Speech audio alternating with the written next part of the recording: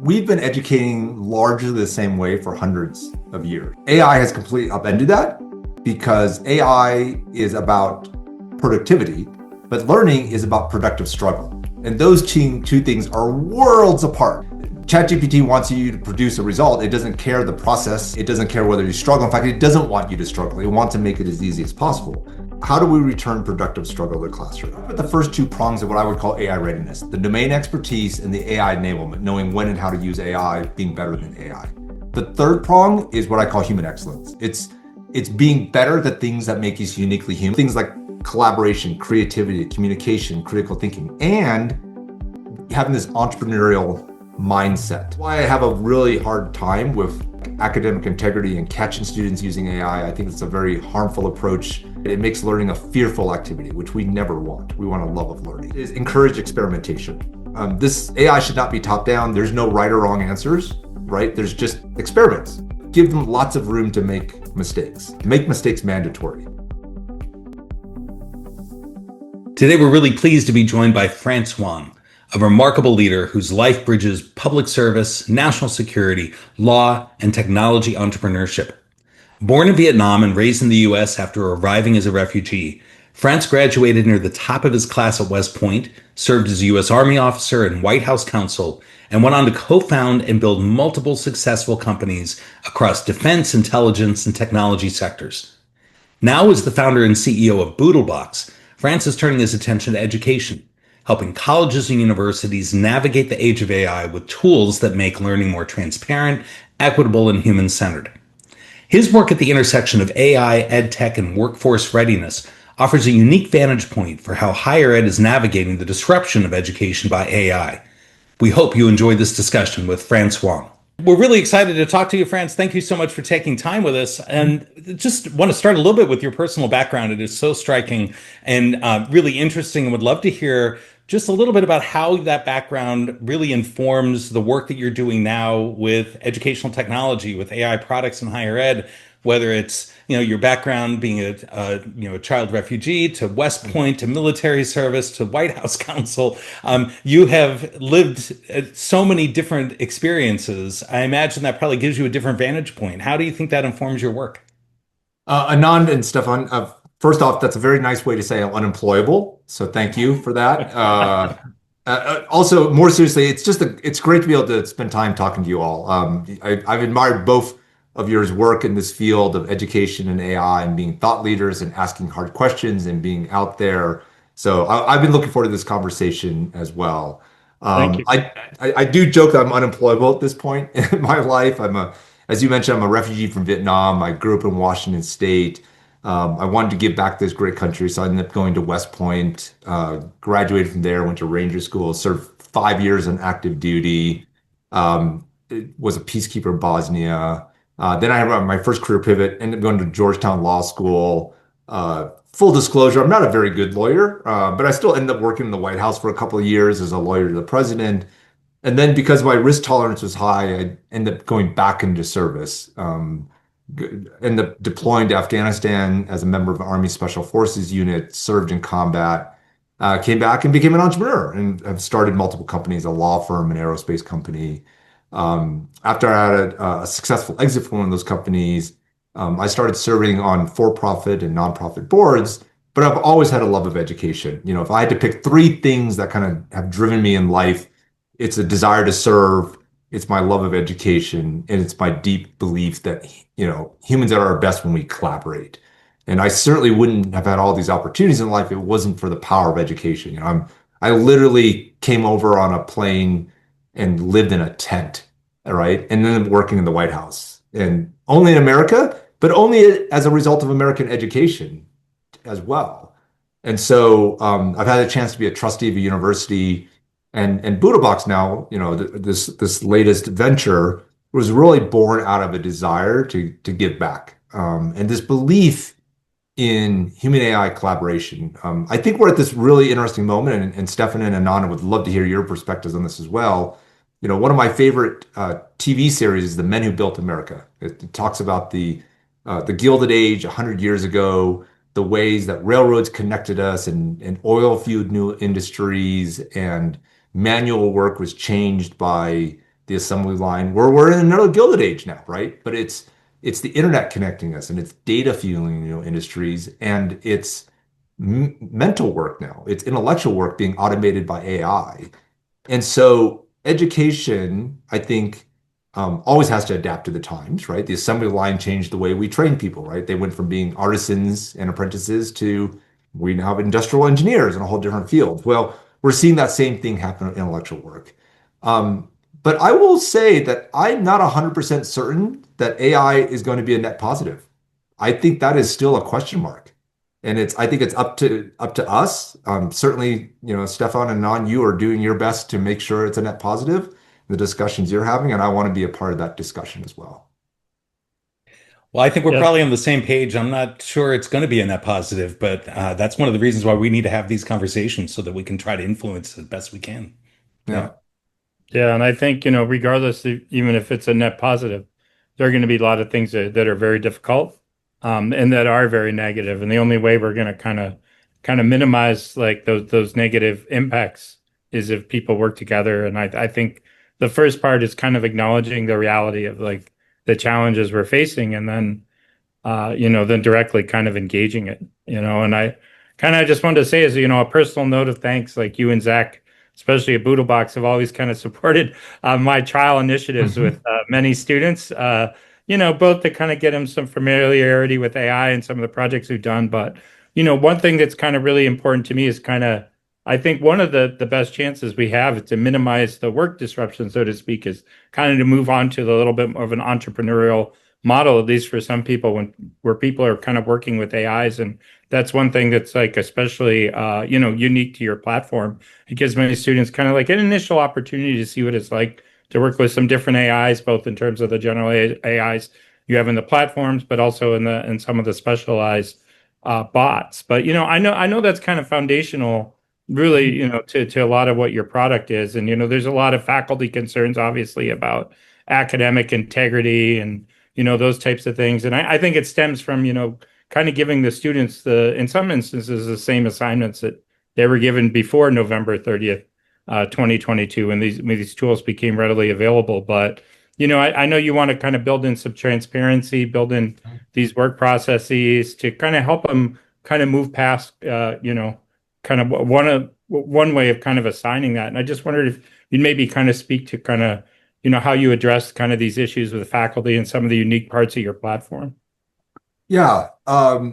So we've been educating largely the same way for hundreds of years, right? I give you some piece of information, and then I want you to critically think about it and comprehend it, and then you demonstrate that by producing an artifact of learning. The essay, take a quiz, produce a project.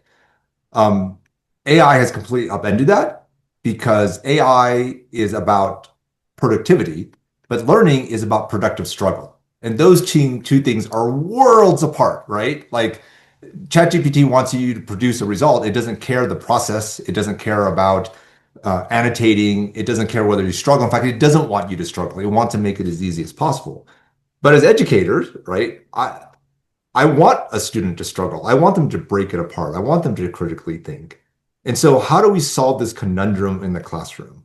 So how do we return productive struggle to the classroom? So first off, I think we have to acknowledge there's teaching with AI and there's teaching about AI. And those are two different things. They're related, but they're not the same thing.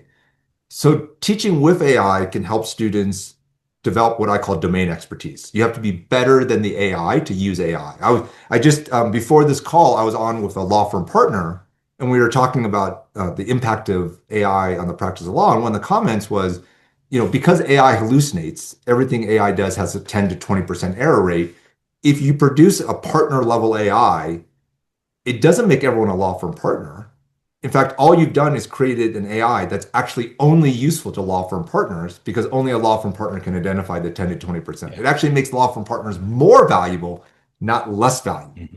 And so as educators, the only place a student can get domain expertise is in our classrooms. So we're actually more valuable, not less valuable as educators in an era of AI where domain expertise is important. So the first thing we have to do is create this domain expertise. And we can do that with teaching with AI. And in BoodleBox, we have created a whole set of tools. You can build tutor bots, you can create simulations, you can Have your students use not one, but multiple AI tools. As Zach loves to say, this is not about learning a tool, it's about learning a technology. And so you can give the opportunity for students to engage in productive struggle with different AIs and be good consumers of AI. And so I think that's number one, domain expertise. The second, in order to learn about AI, faculty, right, need to have the opportunity to see how students are using AI because you can't teach something you can't see. And so part of the early development of BoodleBox was an understanding that process mattered as much as product. And only by seeing the process as well as the product can we measure progress. And so we talk about process, product, and progress as being equally important.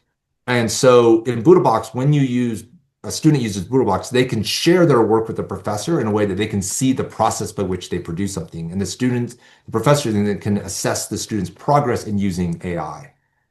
Without that, all you see is the product, right? And that, I think the early outcries against AI were because all the professor saw was the product, and that's no longer a measure of whether the students engaged in any productive struggle. We've recently taken that up a notch and introduced something called AI assignments. Think of that as a shared learning environment that you control, where you get to, instead of this Wild West where the students are using all kinds of AI, I can create a sandbox where they can only use the AIs I authorize them to, or only the AIs I create, or all the AIs. It's totally up to you, but a professor controls that, and then I can see all the student work inside that sandbox. And so we have solved the dual conundrum of student choice as well as educator control inside of BoodleBox. One thing I really like the way you're characterizing this, the productive struggle is so important, and this process being equal or perhaps even more important than the product is a really important turning point in the way that we think about authentication and assessment.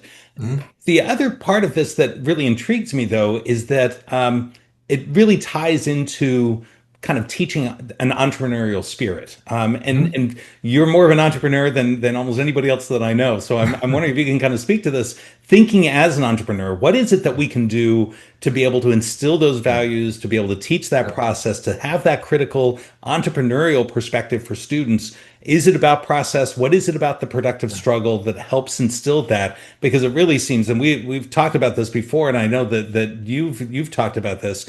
That's an important perspective for students to have in an AI world. If you're not going to be entrepreneurial, you don't have that same intrinsic motivation, that drive that's going to be necessary. Yeah, so we talked about the first two prongs of what I would call AI readiness, the domain expertise and the AI enablement, knowing when and how to use AI, being better than AI. The third prong is what I call human excellence. It's being better at the things that make us uniquely human, because those are the things that have long tail value in today's world where increasingly we can outsource to AI. So things like collaboration, creativity, communication, critical thinking, and having this entrepreneurial mindset. By the way, one of the things I think sometimes hold us back as educators, and I'm just as guilty of this as anybody. I love being the sage on a stage, right? I love having all the answers. I love students asking hard questions and me demonstrating my mastery of this subject by giving this beautiful answer that lights them up and they walk away with their head exploded, right? It's scary to have to stand up in front of students and say, I don't know. And you don't know. And we're going to figure this out together. And we're going to make mistakes together. I think but that's the position we're in with AI.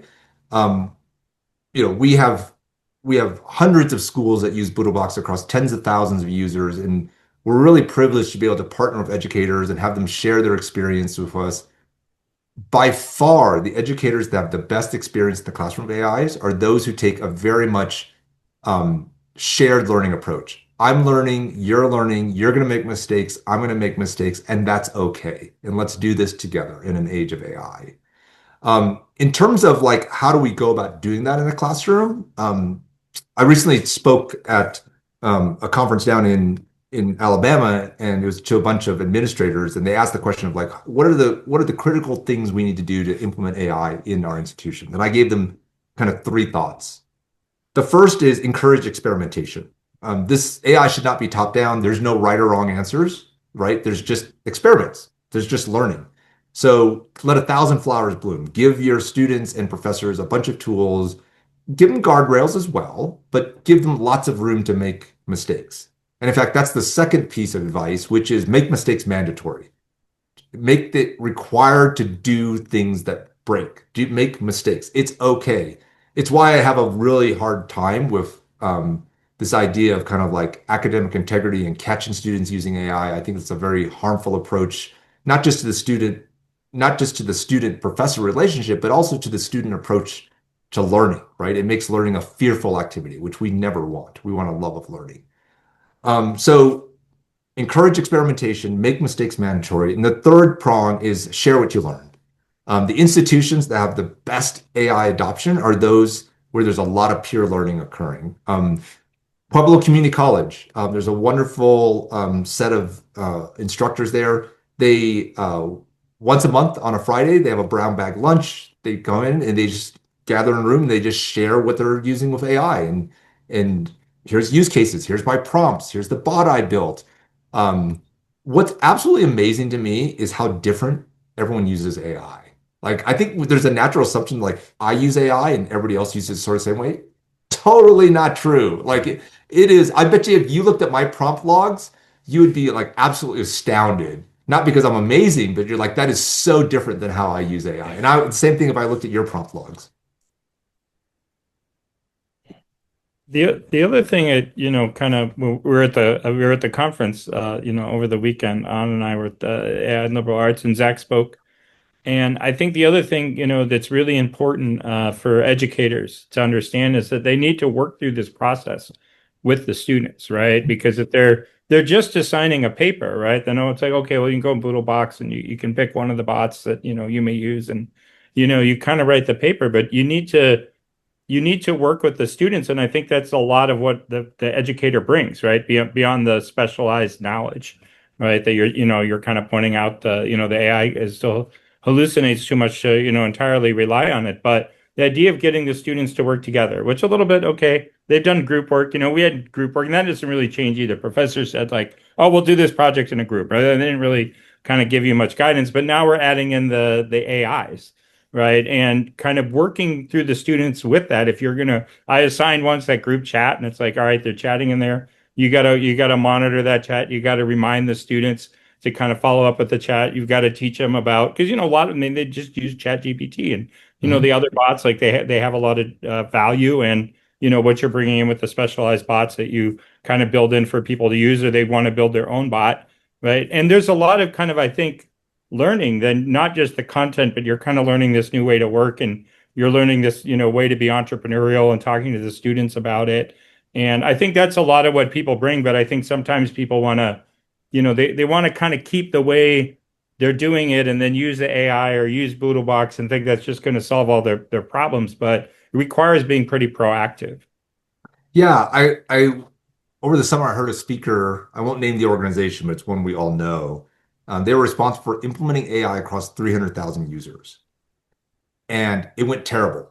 There was a small group of folks that were early adopters, ducks to water. We probably fall into that bucket, and they see the prompt window and they see a world of possibilities. But most people are busy. They don't understand the use cases. They don't know where to get started. And so they really had to tie the use of AI to actual problems that needed to be solved. And that's when they started to get adoption. But then what they realized over a longer period of time is that's fine for now. And we need to start there, right? We need to find early wins and easy use cases for AI because it should not be a solution in search of a problem. We should have problems that it actually solves natively and well. But if we really want to get the full potential of AI realized, what they said was you really need to start rethinking thought, like workflows and processes in an era of AI from the beginning to end. So put it another way, a lot of the use cases of AI right now is what I would call automating the past, or at best automating the present. Here's the way we're doing it. Where can we stick AI? Great. Look at this amazing use of AI. But what we really should do, and look, I'm not saying this is where you start because this is a big lift, and this will probably scare away a lot of folks from AI. But ultimately, I think we need to back up and say, what should this look like in a world of AI from start to finish, right? In other words, I mean, here's a good example, right? Yes, we should all learn to write essays, and yes, essays are important. But essays as a diagnostic tool, are there better ways to to evaluate and assess a student in today's era of AI? And so instead of fighting over the essay, maybe we should do something else instead. That's just a very small example. of reimagining the future versus automating the past.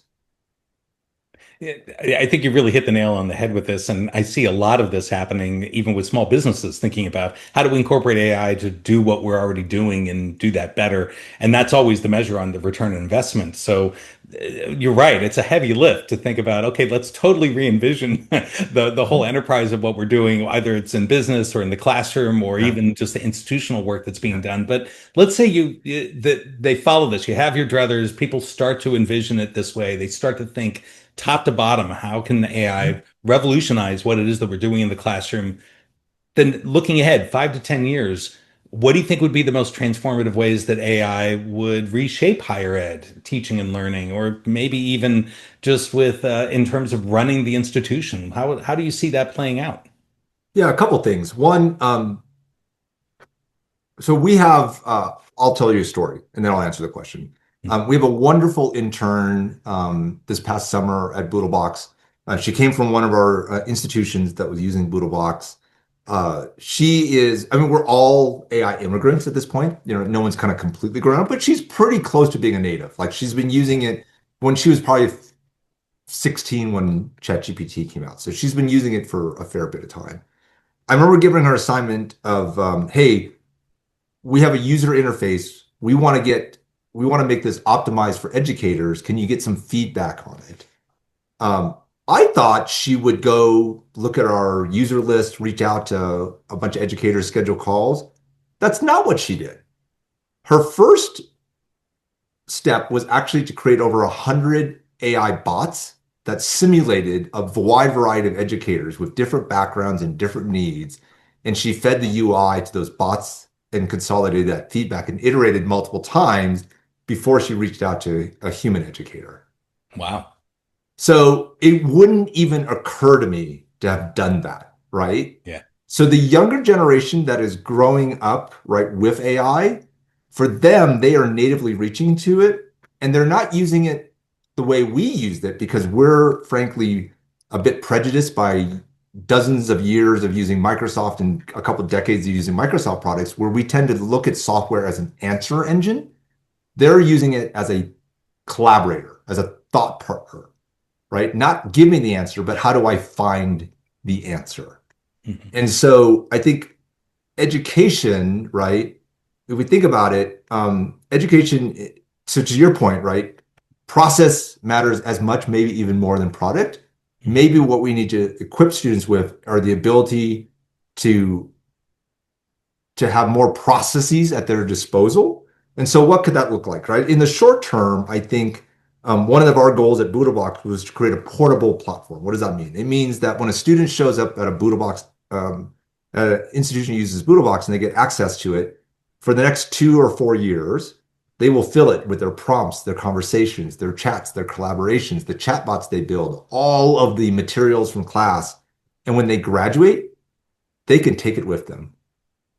So they have an AI toolbox for life. So somewhere back behind you, Anand and Stefan, there's a shelf of books from graduate or undergraduate school that you probably haven't opened in a while. Imagine if that all lived in an AI platform and you could use that for the rest of your life, right? And so I think we are going to have a personal AI. I won't call it an assistant. It's more like a set of tools, the same way we have a personal email. And part of what education is going to do, I think, is teach us how to use that wisely, use that responsibly, as well as build it as part of our educational journey.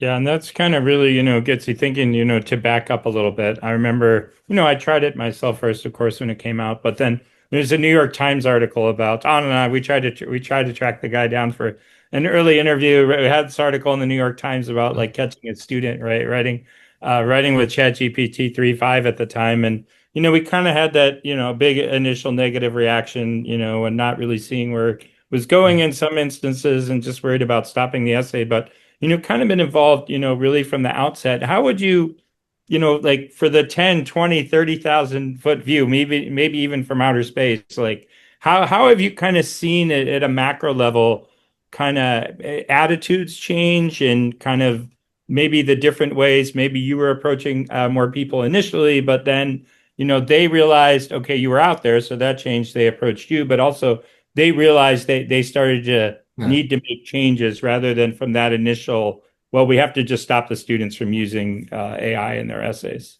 Yeah, Mike Kent's, who's wonderful, talks about educators having gone through the 5 stages of grief with regards Yeah. to AI in the classroom. I think we've all seen that to a certain extent. It's not going away. I think there has been a realization as the technology has both gotten better and we've gotten more informed and educated about the technology, uh, that it can be helpful, right? Not just before, all it was doing was substituting for student labor and producing results that cause us all kinds of headaches in terms of our assessment. But all of a sudden, the first time a professor can revise a syllabus, the first time a professor creates a simulation, or the first time a professor creates a tutor bot that helps the student 24/7. The first time they run a group assignment where the students are jazzed because they're getting personalized, differentiated, active learning. The Before it was all negatives. Now there are some positives, right, Stefan? And so I think there's now more open-mindedness at the best, or maybe the resignation that it's not going away. But either way, there's an understanding that this is something that the train has left the station, and I need to get on in some way. So I think attitudes have changed. Um, there's also been tremendous work by the academic community, right? There is a whole list of folks, and you and I know, that have done great work in terms of, Mike Kenson grading the chat. There's been great writing by, Jose Bowman, and there's a bunch of educators who have been at the front edge of this, and from an educator standpoint, said, look, here's the concerns, but here's the opportunities, and have educated their peers. And I think that's been really powerful in helping gain acceptance. One thing that I think I've heard you speak to, and a lot of other people have talked a bit about, is kind of sustainability and also responsible AI. How would you operationalize that when you talk to educators, when you talk to administrators? What does it mean for them to consider responsible AI, whether it's in practice, the use of the platform, the development of the platform? What does that mean, and then how does that get carried forward to the students? Yeah, I think responsible AI means whatever you want it to mean, but there's lots of different definitions. How's that for a lawyer answer, right? I'm There a you recovering go. lawyer. But I think there's three things I'll tell you in our, hundreds of conversations, three things kind of repeatedly come up. Um, the first is one I was surprised by at first, but I'm not surprised anymore. It's the environmental impact. There's a lot of concern about water consumption and energy consumption. At BoodleBox, we figured out a way to run large language models such that we utilize up to 96% less tokens to generate a chat than would otherwise be required. That's 96% less cost. That's 96% less environmental impact. That's 96% less energy consumption. That both allows us to reduce the impact of this use of the technology, but also greatly reduces our operating costs, and so we can make the platform affordable. That comes up a lot, a surprising amount. Second, related to that lower costs, I think part of being a responsible institution is addressing the problem of equitable access. Almost every professor has had this experience if they allow AI in the classroom. Very quickly, they realize there's a subset of students whose outputs and outcomes are just better on a consistent basis. And maybe it doesn't align to who they thought it would be. And when they scratch the surface and investigate, it turns out those students are paying for AI. Because they have resources, they're paying for access to better tools, and they're getting better outcomes. Well, that's probably not the world we want to live in. In fact, I know it's not the world we want to live in, right? And so providing all students, not just staff and faculty, but all students equal access to the same great set of AI tools, I think is part of being responsible AI at your institution. And the third thing is just being mindful of privacy and security. One of the reasons why institutions pay model providers is a guarantee that they won't train in their data. Well, you don't have to pay BoodleBox for that. That's just built in. We don't train on anybody's data. We don't allow your data to be used for any training. In fact, we anonymize all the prompts, and we don't send entire documents out ever. We use a system to selectively only pull the relevant portions. So I think being responsible is all mindful of what's happening to the IP of your institution, of your educators, of your students. As the saying goes, if you're not paying for the product, you are the product, or in this case, your data is. But you've been working with some institutions, I imagine sometimes too, and you kind of alluded to it earlier, they're asking you kind of what to do, right? And I think sometimes people oversimplify it, they're like, well, what are the 5 steps, I need to take, in my 50,000 student school district or, 20,000 student university to do what I need to do with AI. And it's not kind of that simple, but are there some like kind of steps, like broad steps you suggest to people who are maybe kind of, approaching you, a little bit like deer in the headlights? Yeah, I think it depends on uh, no two institutions are going to have the exact same solution, right? Every institution's different, size-wise, student population-wise, where their faculty are, the governance structure. I would say I think the most successful implementations of AI are done in a shared way. What do I mean by that? It's one where the administration, the faculty, and the students are all involved in some way. You don't want this to be top-down, right? It's if the CIO makes an independent choice and just kind of makes something or mandates it, that's not going to be well received. Um, Equally, right, if the faculty choose a solution but don't engage their administration about things like security and privacy and sustainability and accessibility, that doesn't go well. And I'm also just continually shocked at how little students are invited to join this conversation. And they have the most at stake and they should be at the table as well. So I think number one, Stefan, is just involve everybody, right? Make this a shared activity. Second, it is, I think patience is key. Um, for the folks who are implementing AI, I think there's a belief that this is such amazing game-changing technology that it's instantly going to take. Adoption always is slower and takes longer than you expect. Period. Period. And we know this because we have the data, we can see it. And so setting realistic expectations, right? If you don't want to be the faculty member that goes to your dean and says, hey, I want AI access from the platform. And within a year, we're going to have 80% of people using this and we're going to see massive returns on investment. What you're going to have is a very disgruntled administration when they actually ask for proof of that, right? You got to think long term here. And the third is, as I mentioned before, right, just giving yourself in your institution the permission to experiment and make mistakes and to learn from it. And I think that's key. So those three things, right? Just make this a shared decision.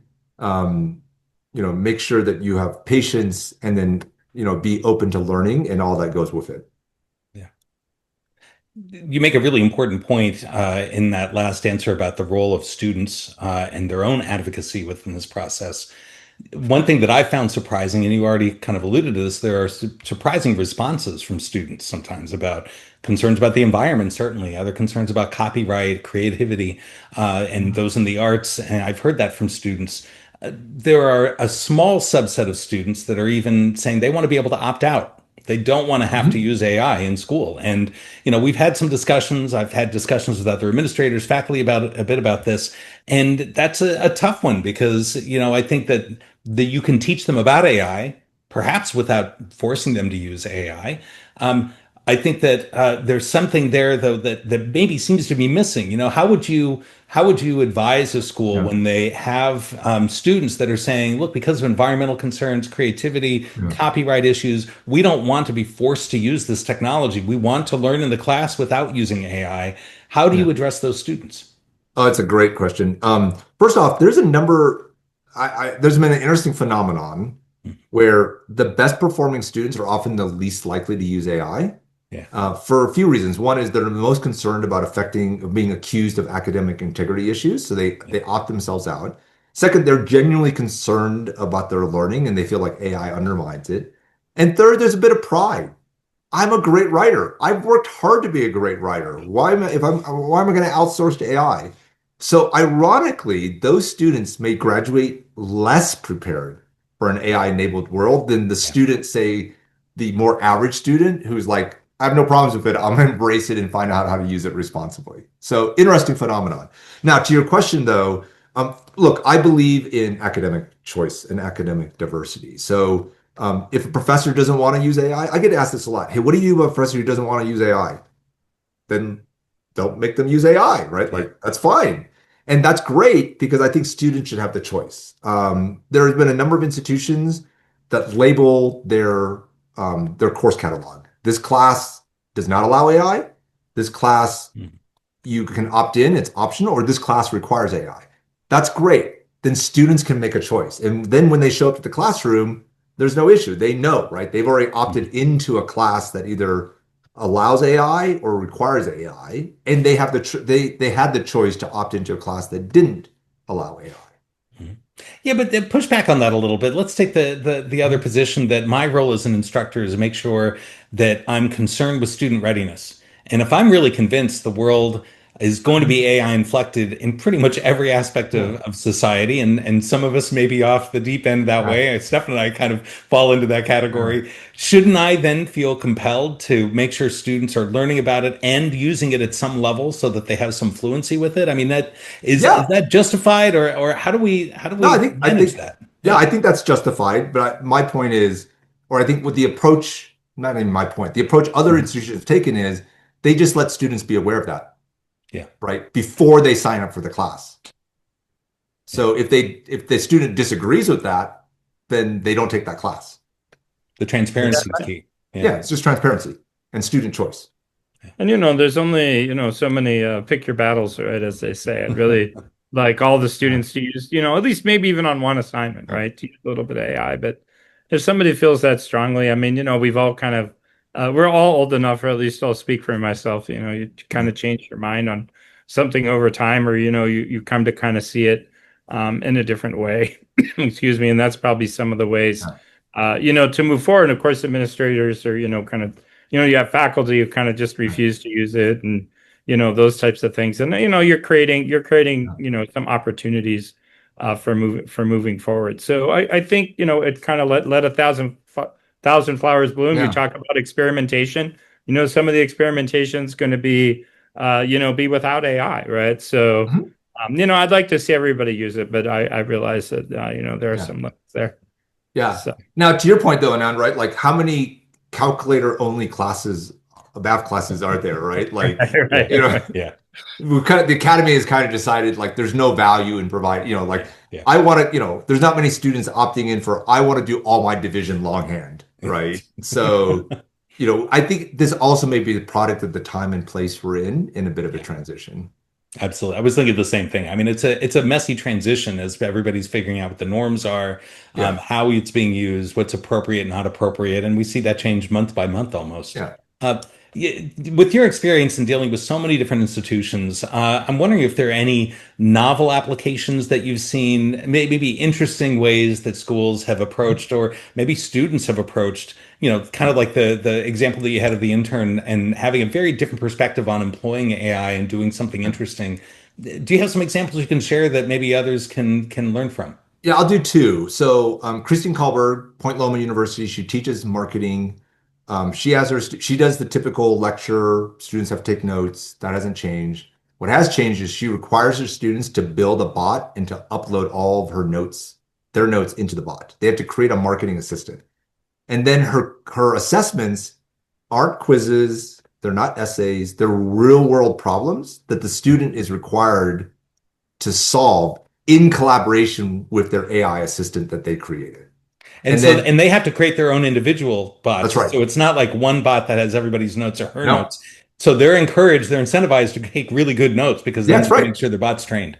That's That's right. great. And then as the class goes along, they do that individually. And my understanding is later on, they do it in a group that they will collaborate with other students and other students' bots that were Yeah. created to solve real world problems.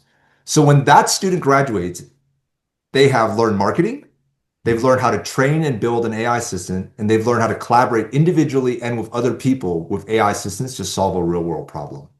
How much better prepared is that student than someone who takes a traditional marketing class? Yeah. That's So that's great. one example. The second example is at West Point. West Point was one of the very first institutions to adopt this amazing novel technology in 1820 called the chalkboard.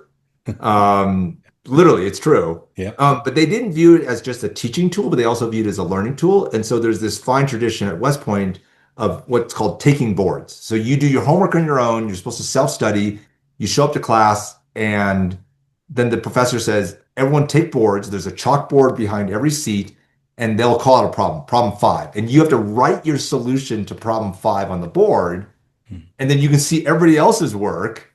And then the professor will call on you, hey, Cadet Hoang, brief your solution.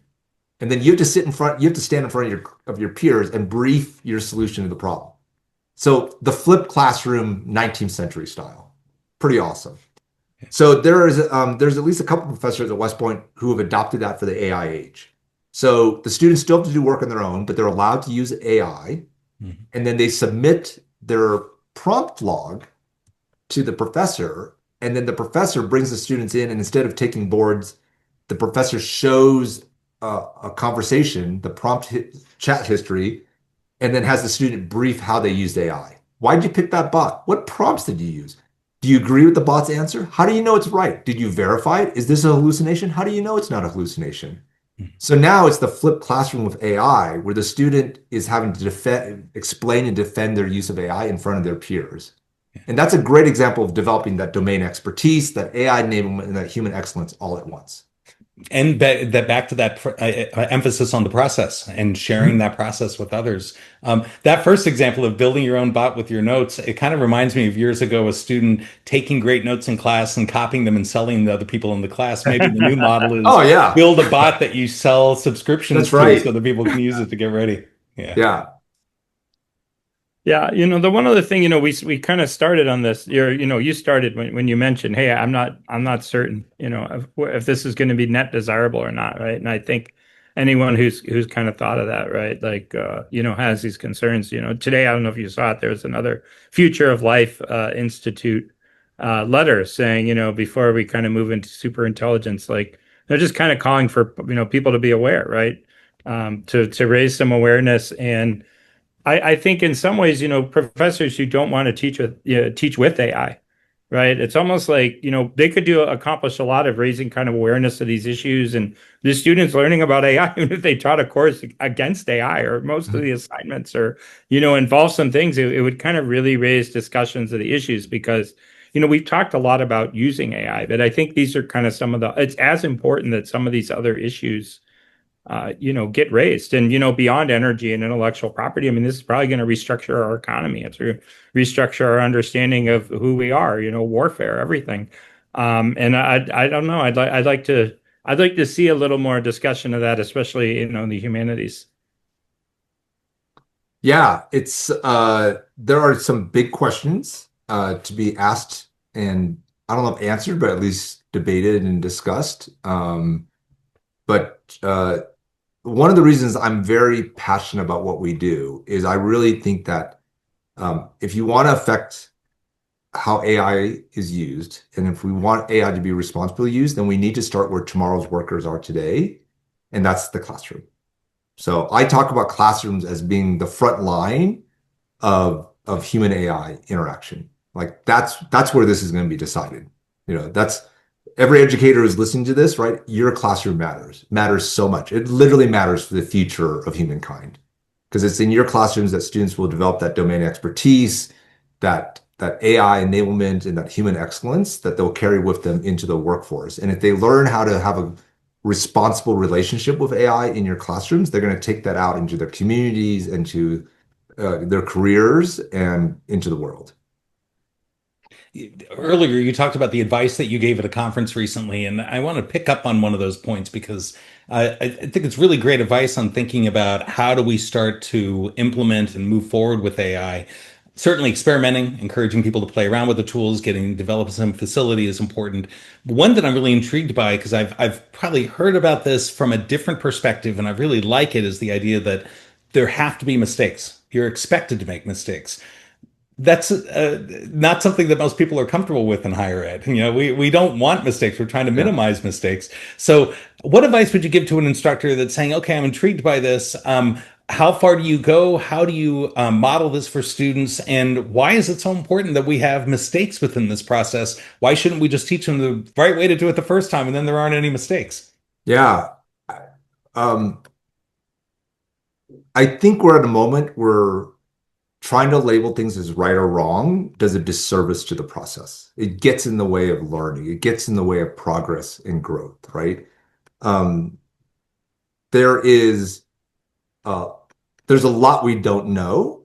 And so if we only do the things that are right, that means we're only doing the things that are safe. That means we're not pushing the boundaries, we're not pushing the frontiers. Yeah. And so we need to give ourselves permission to make mistakes.